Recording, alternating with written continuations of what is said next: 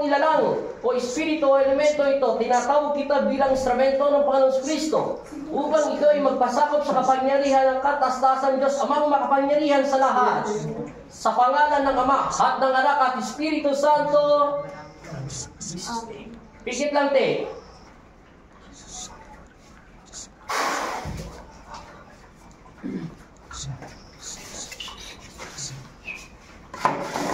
Kasi expect mo ito. Gagana siya mabilis.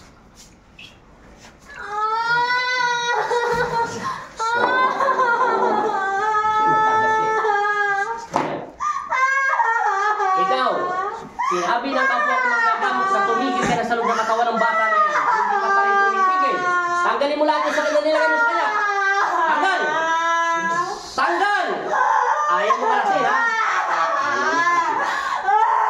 Kakalasin mo hindi. Tanggalin mo! Linisin mo yung katawan niya. Ayaw mo tanggalin talaga. Panoorin mo muna ko. Hindi siya tao. Hoy! Masamang espiritu! Tigilan mo siya hindi! Ayaw tigilan na kapatid mo. Sa pangalan ni Jesucristo! Tatanggalin mo yan hindi! Tignan mo yan, umaangat siya, oh!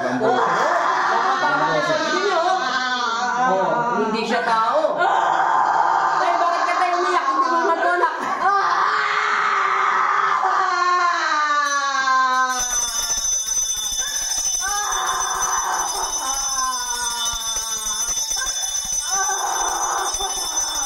Hindi siya titigil.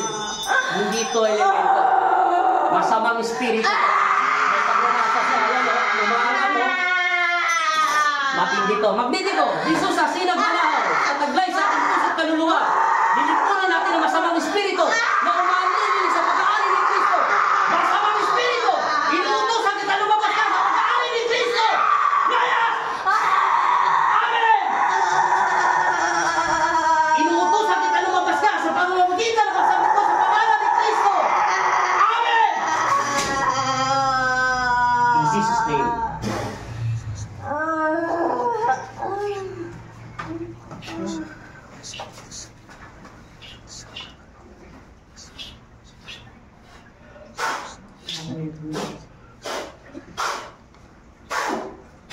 Putulin siya, magnetiko.